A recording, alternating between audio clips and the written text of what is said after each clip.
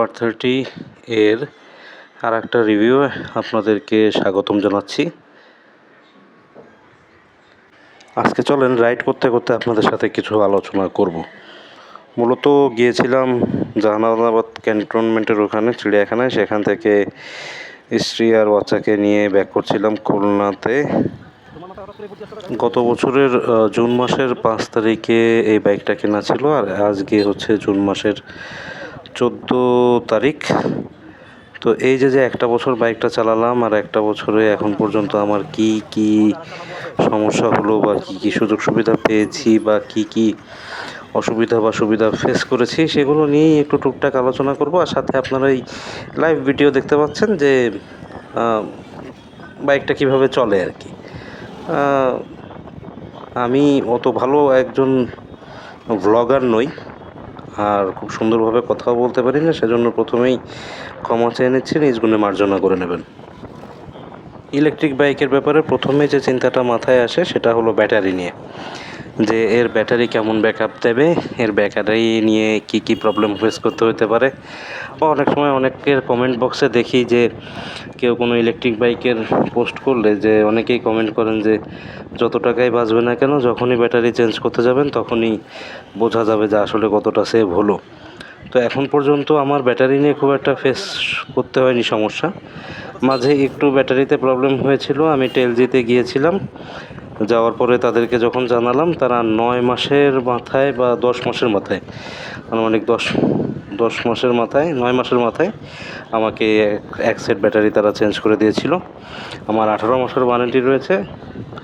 তো প্রবলেম আমার যে 5টা ব্যাটারি 5টাতেই ছিল না, প্রবলেম হয়তো বা ছিল 2টো বা 3টাতে, তো 2টো প্রবলেমের কারণে তারা 5টা ধরেই সেটটা ধরেই আমাকে চেঞ্জ করে দিয়েছিল। এবং তারপরে থেকে এখন পর্যন্ত আমি প্রতিদিনই চালাচ্ছি বাইকটা।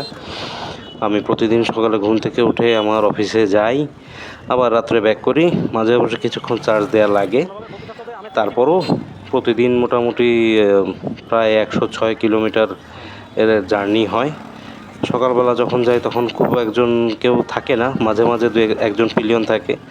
আর প্রতিদিনই সন্ধ্যার সময় আসার পথে কেউ না কেউ আমার সাথে পিলিয়ন থাকে। তো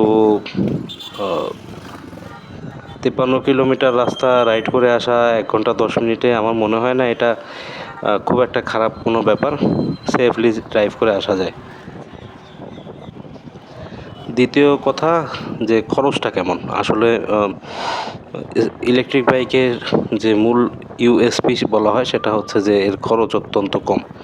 আসলে খরচটা কতখানি কম, প্রথম কথা, একবার ফুল চার্জ দিতে আপনার সর্বোচ্চ খরচ হচ্ছে 16 টাকা বা 17 টাকার মতো। একবার ফুল চার্জ দিলে আপনি আনুমানিক 60 থেকে 65 কিলোমিটার, যদি একজন পিলিয়ন থাকে সেই অনুযায়ী আপনি যেতে পারবেন। যদি পিলিয়ন না থাকে তাহলে সেই ক্ষেত্রে এটা অলমোস্ট 65 থেকে 70 কিলোমিটার পর্যন্ত আপনাকে নিয়ে যাবে। আর আমি যেটা বলছি সেটা হলো সেকেন্ড মোডে, অর্থাৎ 40 কিলোমিটার গতিতে যেটা ব্লক হয়ে থাকে, কিন্তু আদতে গতিবেগ বেশিই থাকে, 40-এর বেশি। আমি নিজে ড্রাইভ করে দেখেছি সকালবেলা যাওয়ার সময়, যে সেকেন্ড মোডে টপ গিয়ারে টপ গতিতে যাচ্ছি, আমার এখানে উঠে রয়েছে 40, আমার পাশে আমার সহকর্মী যাচ্ছে, সে দেখতে পাচ্ছে যে তার ওইখানে 47 কিলোমিটার, আনুমানিক 1 কিলোমিটার রাস্তা দুজন পাশাপাশি চালালাম, দেখলাম যে আমার প্রায় 47 বা 48 কিলোমিটার গতিতে বাইকটা চলছে। যেখানে আমার মনে হয় 50 কিলোমিটার গতি বাংলাদেশের রাস্তার জন্য আদর্শ, সেখানে 47-48 কিলোমিটার খুব একটা খারাপ না। আর ইমার্জেন্সি ক্ষেত্রে যদি কখনো ওভারটেকিং করতে হয়, 3 নম্বর মোডে দিয়ে দ্রুত ওভারটেক করে আবার সেকেন্ড মোডে চলে আসি। তো এটার সাথে আসলে অনেক ক্যালকুলেশন জড়িত থাকে, আর একটু ক্যালকুলেট করে চলাফেরা করতে হয়। এটা সত্য, এটা বাস্তব সত্য, এটা মেনে নিতে হবে। কারণ ফাস্ট চার্জিং সুবিধা বাংলাদেশের এখনও কোথাও নেই। ভারতের অনেক ইউটিউবের পেজে দেখি মাঝে মাঝে, বা ফেসবুকের পেজে দেখি যে প্রতি 2-3 কিলোমিটার অন্তর অন্তর কোথাও না কোথাও কোনো চার্জিং স্টেশন আছে, সেখানে খুব কম খরচেই বলা যায় 20-25 মিনিটেই তারা বাইকটাকে 80%-90% পর্যন্ত চার্জ দিয়ে নিতে পারে।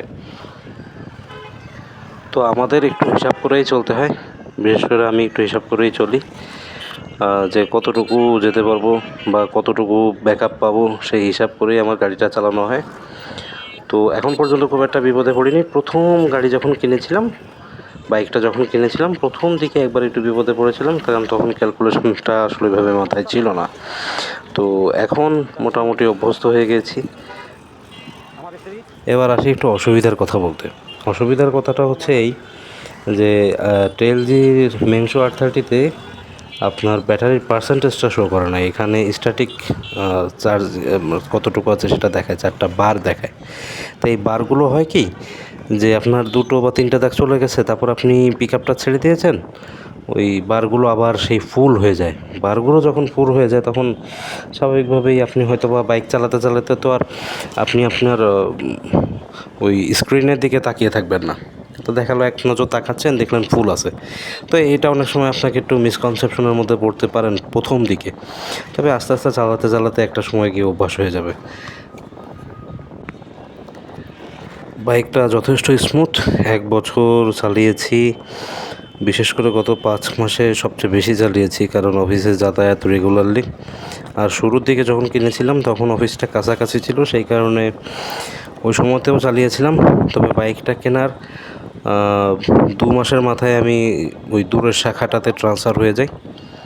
তো মাঝে বাসেই যাতায়াত করতাম, পরে দেখলাম যে বাসে যাতায়াতটা যত না বেশি আনকমফোর্টেবল আমার জন্য, কারণ 2-3 বার গাড়ি ভেঙে যাওয়া আসা, এটা একটা প্রবলেম ক্রিয়েট করতো। প্লাস দূরপাল্লার গাড়িতে লোকাল যাত্রী হিসেবে যাওয়া, এটা একটা বিড়ম্বনা। ওই কখনো সিট পাওয়া যায়, কখনো যায় না, বিভিন্ন রকম সমস্যা শুরু হয়। তো এইসব সমস্যা দেখতে দেখতে একটা সময় বীতশ্রদ্ধ হয়ে পড়লাম। তো তখনও কনফিডেন্ট ছিলাম না যে এই বাইকটা নিয়ে অত দূরে যাতায়াত করা সম্ভব হবে কি না। তো প্রথম একদিন সাহস করে গেলাম, তখন আবার এই অঞ্চলে একটা হরতালের মতো ছিল, 3টা দিন রাস্তাঘাট বন্ধ, ঢাকার সাথে সকল ধরনের যোগাযোগ বন্ধ। এখন সেই অবস্থায় তো অবশ্যই যাতায়াত করা লাগবে, অফিসে তো যাওয়া মিস নেই, বাংলাদেশ যেহেতু। তো অফিসে যাওয়ার জন্য প্রথমে ওই বাইকটা নিয়ে প্রথম একদিন যাওয়া, তো গিয়ে দেখলাম যে না, it's not a bad option. আমার কাছে মনে হলো এটা নিয়ে প্রায় যাতায়াত করা সম্ভব। আর দ্বিতীয় কথা, বাইকটা একটু হালকা বডির হলেও, মানে চালিয়ে দীর্ঘক্ষণ চালালেও খুব একটা ক্লান্তি বা অবসাদ ভর করে না। আর দ্বিতীয় কথা, সাথে একজন পিলিয়ন থাকলে যে জিনিসটা হয়, গল্প করতে করতে 1-1.5 ঘন্টা মোটামুটি মানিয়ে নেওয়া যায়। রাস্তায় 2-1 বার যদি ব্রেক দেওয়া হয় তাহলে খুব একটা সমস্যা হয় না। আমার ক্ষেত্রে হয় না, অনেকের ক্ষেত্রে হয়তো বা হতে পারে, কারণ সবার টেস্ট বা সবার চিন্তাধারা তো একরকম নয়। তবে আমি মনে করি যে আমার 1 ঘন্টা 15-20 মিনিটে অফিসে যাতায়াত, মানে সারাদিনে 2.5 ঘন্টা রাস্তায়, যেটা আমার বাসে যাতায়াত করতে গেলে আরও বেশি হয়তো অনেক সময় লাগতো। বাস না পাওয়ার ক্ষেত্রে বা গাড়ি না পাওয়ার ক্ষেত্রে পাশে এসে ভ্যানে উঠতে হতো বা অটোরিকশায় উঠতে হতো, আবার নৌকা পারাপার। তো সব কিছু মিলিয়ে দেখেছি যে আমার যাতায়াতটা মোটামুটি কনভেনিয়েন্ট, কম কস্টিং এবং মোটামুটি শরীরকে একটু রেস্ট দিয়েই কাজ করে নিয়ে যায় আর যাওয়া যায় আর কি। আর সবচেয়ে বড় কথা, কস্টিংটা খুবই কম। এটা আসলেই কস্টিংটা কম। এখন পর্যন্ত যেহেতু ব্যাটারি চেঞ্জ করিনি, প্রায় 13,000 কিলোমিটার বাইক চালিয়েছি, হয়তো বা আরও 7-8 হাজার কিলোমিটার হয়তো বা আরও চালাতে পারবো। তো 7-8 হাজার কিলোমিটার চালালেও আনুমানিক 20,000 কিলোমিটার হয়ে যাবে। 20,000 কিলোমিটার হয়ে গেলে আমার, যদি ধরি যে 1 লিটার তেলে 50 কিলোমিটারও যাওয়া যায়, তাহলে সেক্ষেত্রে আমার আনুমানিক 400 লিটার তেল। তো 400 লিটার তেলের যে দাম, 140 টাকা করেই ধরা হোক, তাহলে 56,600 টাকা। তো এই 56,600 টাকা আমার লাগেনি। প্লাস এই 12 বা 20,000 কিলোমিটারে অন্তত 20টা বা 19টা ইঞ্জিন অয়েল তো লাগতো। তো এই বাইকের কোনো ইঞ্জিন অয়েল লাগে না, এই বাইকের কোনো স্পার্ক প্লাগ লাগে না, এই বাইকের কোনো এক্সট্রা মেনটেন্যান্স কস্ট নেই। আমি এখনও অবধি রাস্তাঘাটে গাড়ি বন্ধ হয়ে গেছে বা বাইকটা বন্ধ হয়ে গেছে এমন কোনো প্রবলেম কখনো ফেস করিনি। এমনকি ধুম বৃষ্টির মধ্যেও মাঝে কয়েকদিন আগে চালিয়ে এসেছি, সেটাও আবার মাঝের আর একটা উপজেলা হয়ে। আনুমানিক প্রায় সেদিন 70 কিলোমিটারের মতো গাড়িটা রাইড করেছিলাম ফার্স্ট মোডে। সময় একটু বেশি লেগেছিল, কিন্তু it was not a bad journey. আমার কাছে মনে হয়েছিল once in a life time একটা এক্সপিরিয়েন্স। মোবাইল ভিজে যাওয়ার একটা ভয় ছিল, তা না হলে সেদিনও ব্লগ করতে পারতাম, ইচ্ছাও ছিল। ব্যাগের মধ্যে সেই অ্যাক্সেসরিজও ছিল বাইকের বডিতে। তো সেদিন আর বৃষ্টির মধ্যে বের করা হয়নি, কারণ বাইকের প্রবলেম না হোক, মোবাইলের প্রবলেম অবশ্যই হতো। সামনে হচ্ছে ডিস্ক ব্রেক আর পিছনে ড্রাম ব্রেক। তো ডিস্ক ব্রেকের সুবিধা হচ্ছে যে এটা যথেষ্ট ভালো রেসপন্স করে। আমার অবশ্য এখন পর্যন্ত ব্রেক অয়েল চেঞ্জ করেছি দুবারে খরচ হয়েছে 150-200 করে 300 টাকা। আর চাকাটা একটু হাওয়া মেনটেন করে চালাতে হয়। হাওয়াটা মেনটেন করে না চালালে যে সমস্যাটা হয় সেটা হলো যে আপনি মাইলেজটা অনেকখানি কম পাবেন। তা হাওয়াটা একটু মেনটেন করেই চালাই। সামনের চাকায় 35 দিই, পিছনের চাকায় 50 দিই, কারণ ডাবলিং করি। তো তাতে দেখা যায় যে মোটামুটি ভালোই সার্ভিস দিচ্ছে এখন পর্যন্ত। আর মেনলি প্রবলেম যেটা আরেকটা ফেস করি সেটা হচ্ছে মাঝে মাঝে ওই নিচের গ্রাউন্ড ক্লিয়ারেন্সটা খুবই কম, সেই কারণে ওই যে কোনো স্পিড ব্রেকারে নিচে একটু ঘষা খায়। তো এখন পর্যন্ত 1 বছরে তো প্রচুর ঘষা খেলো, প্রতিদিন অন্তত 8 জায়গায় করে ঘষা খায়, তাহলে 8 16 বার। গত 5 মাসে যদি 110টা ওয়ার্কিং ডে ধরি, তাহলে 1600-1700 বারের উপরে ঘষা খেয়েছে। তো এখন পর্যন্ত বাইকের নিচে সাইডটা এখনও অক্ষত আছে। তো নিচের সাইডে প্লাস্টিকটা দেখলাম ভালো গুড কোয়ালিটি, কিন্তু ওই সামনের মাডগার্ডটা আমার প্রবলেম করেছে 2বার। সেটার কারণ হচ্ছে যে একবার একটু গরুর বাছুর এসে পাড়া দিয়েছিল, সে সময় ভেঙে গিয়েছিল। আর একবার নৌকায় ওঠা নামার সময় মাঝি ওটা ধরে তুলতে গিয়ে ওটার একটু বেকায়দায় পড়ে অবস্থা খারাপ হয়ে গিয়েছিল। সেই কারণে মাডগার্ডটা 2-3বার আমার ঝালাই করে নিতে হয়েছে। আর রিসেন্টলি ওই মাইলেজের যে স্ক্রিনটা থাকে, সেই স্ক্রিনের সামনে যে উইন্ডশিল্ডটা থাকে, সেই উইন্ডশিল্ডটা আমার ছোটো ছেলে, তার বয়স প্রায় 2 বছরের একটু কম। তো সে মাঝে মাঝে ওই মাঠঘাটের উপর উঠে বা ঘরের মধ্যেই রাখি, তো সেই ওটা ধরে টানাটানি করে দেখলাম ওটাও ভেঙে গেছে। তো নতুন এখনও পাইনি, টেলজি শোরুমে বলে এসেছি যদি পাওয়া যায় তাহলে অবশ্যই যেন জানায় এবং একটু অর্ডার দিয়ে রাখে। তারা খুব আন্তরিক। তো টেলজি খুলনা থেকে কিনেছি। টেলজি খুলনাতে যে ছেলেটা সার্ভিসিং করে তার নাম হলো রাতুল। ছোটোখাটো ছেলে, কিন্তু যথেষ্ট ভালো সার্ভিসিং করে। আর ওইখানকার যারা আছে সবাই যথেষ্ট আন্তরিক, কারণ প্রথম দিকেই গাড়িটা কেনা এবং এখন পর্যন্ত রেগুলারলি যাতায়াত করি আমি। অন্তত প্রতি মাসে একবার যেয়ে সার্ভিসিংয়ের বাইরেও গাড়িটা একটু দেখিয়ে নিয়ে আসি। তো সেজন্য যে এক্সট্রা কোনো চার্জ আছে সেই চার্জ নেই, চার্জের কথা একদমই চিন্তা করা যাবে না। আমি এক্সট্রা কোনো চার্জ কখনো ওইভাবে কাউকে দেওয়া হয় না, আর ওনারা চার্জও করেন না। এটা জাস্ট একটু রুটিন চেক আপের মতো। তাও হলো যে ওই এলাকা দিয়ে যাচ্ছি, যাই একটু ঢু মেরে আসি। আসলে আন্তরিকতা থাকলে এই জিনিসটা হয় আর কি, একটু কথা বলতেও ভালো লাগে তাদের সাথে। আর দ্বিতীয়ত ব্যাটারি সেকেন্ডটা নেওয়ার পরে প্রায় 7,000 কিলোমিটারের মতো চালিয়ে ফেলেছি। আরও চালাতে পারবো ভবিষ্যতে, ইচ্ছা আছে। ওয়ারেন্টি পিরিয়ড শেষ হওয়ার পরে ব্যাটারি নিয়ে একটু পরীক্ষা নিরীক্ষা করবো, বা ইলেকট্রিক বাইকটা একটু মডিফিকেশনের দিকে যাওয়া, যদি বডির যে প্লাস্টিকটা আছে সেগুলো টেকে, সেই ক্ষেত্রে আর কি। তো ওভারঅল আপনারা ভিডিওতে দেখতেই পাচ্ছেন যে আমি ওখান থেকে বয়রা অবধি যাচ্ছিলাম সেদিন। তো বাইকে ওরকম 30-32, মাঝে একটু 40-এ টেনে এসেছি। তো বাইকটা নিয়ে সবচেয়ে বড় কথা, এটা ওই অন্য বাইকের মতো খুব বেশি জার্কিং করে না। বাইকটা ধরে রাখতে খুব একটা সমস্যা হয় না। তো এখন যে বিষয়টা নিয়ে কথা বলবো, যে এই বাইকের একটা খারাপ দিকটা হলো চার্জ নিতে প্রচণ্ড বেশি সময় নেয়। সেটা হলো আনুমানিক 6 থেকে 7 ঘন্টা। তো 6 থেকে 7 ঘন্টা যদি একদম 0 থেকে ফুল চার্জ হয়, তো সেই ক্ষেত্রে আসলে অনেক সময় টাইমের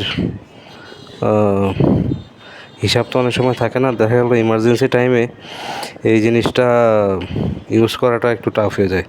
সিটির মধ্যে আমি ব্যক্তিগতভাবে মনে করি যে শহরের মধ্যে চলাচল করার জন্য এই বাইকটা যথেষ্ট ভালো, যে একবার আপনি ফুল চার্জ দিয়ে রাখলেন, পরবর্তীতে আনুমানিক 60-70 কিলোমিটার বা 80 কিলোমিটার বাইকটা চলবে। সেই ইয়েটা রাখার জন্য ওকে, যে একবার চার্জ দিয়ে রাখলাম 2-3 দিন এক চার্জে চললো। কিন্তু যেহেতু আমি মাঝে মাঝে দূরপাল্লায় এই বাইকটা নিয়ে যাই, যদিও বাইকটা সিটি বাইক হিসেবেই আমি দূরপাল্লায় নিয়ে যাই, তো এটা না নিয়ে যাওয়াটাই মনে হয় বেটার। আর বাইকের বডি যেহেতু প্লাস্টিকের, তাই অত্যন্ত হালকা পাতলা, খুব মেনটেন করে চালাতে হয়। আর এর আপনার সেলিং ভ্যালু খুব একটা বেশি না। তো এই বাইকটা কেনার পরে আপনারা যারা কিনবেন তারা কেউ ওই যে সেল করবো 2-3 বছর পর একটা হ্যান্ডসাম অ্যামাউন্ট মানি নিয়ে তারপরে আবার নতুন একটা বাইক, এরকম যাদের অভ্যাস ভাই, তারা ইলেকট্রিক বাইকের দিকে না যাওয়াটাই বেটার। আর বাইকটা কিনলে মানে যারা কিনবে তারা হলো মূলত ওই যাদের দেখানোর কিছু নাই, যারা জাস্ট নিজেদের ইউজেজের জন্য, ডেইলি ইউজেজের জন্য, ডেইলি কমিউটের জন্য বাইকটা কিনবেন, তাদের জন্য এই বাইকগুলো যথেষ্ট ভালো, যথেষ্ট ভালো। ওই ডানে বামে অনেকে অনেক কথা বলবে। আমার সাথে গত বছর যারা আমার সাথে অনেকে তর্কাতর্কি করেছিল যে এসব বাইকের কোনো মূল্য নেই, এই সেই হ্যান ত্যান, তো তাদেরকে দেখলাম যে 3-4 মাস আগে ইলেকট্রিক বাইক কিনে এখন আমাকে দেখলে মাঝে মাঝে একটা চওড়া হাসি দেয়।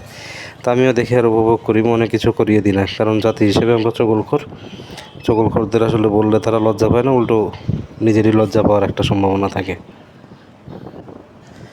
এবার আসি এটার লাইটের ব্যাপারে। লাইট যথেষ্ট ভালো, ও রাত্রে চলাফেরা করার জন্য খুব একটা খারাপ না, আর মোটামুটি দূর পর্যন্ত দেখা যায়। আর বাইকের গতি যেহেতু 40-45 বা 47-এর উপরে উঠছে না, একটা নির্দিষ্ট লেভেল পর্যন্তই এর গতি, সেহেতু এই লাইটে আপনি যথেষ্ট ভালোই সাপোর্ট পাবেন।